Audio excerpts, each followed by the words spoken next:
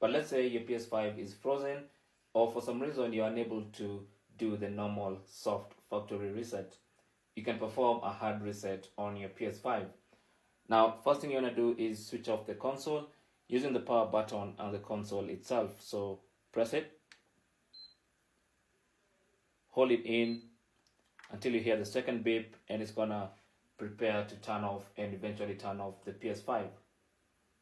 Now you want to give it a few seconds until it completely turns off.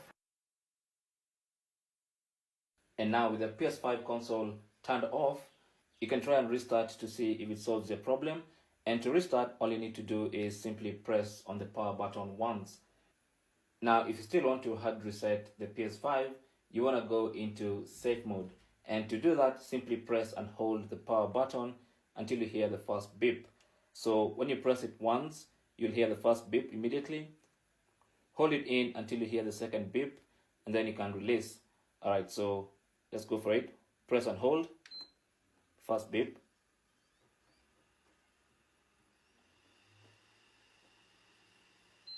Second beep. Release. And this will basically put your PS5 in safe mode. Now at this point, connect your controller to the console using the USB cable. So put the cable in the console and the other end in your controller.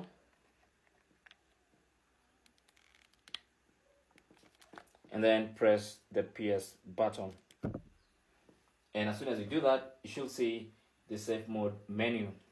Now from here, simply scroll down to reset PS5. And it's going to tell you if you reset your PS5, all users and data will be deleted from the PS5. Are you sure you want to continue? All you need to do is flick right, select yes, and continue with the reset process. That's basically how to perform a hard reset on your PS5 console.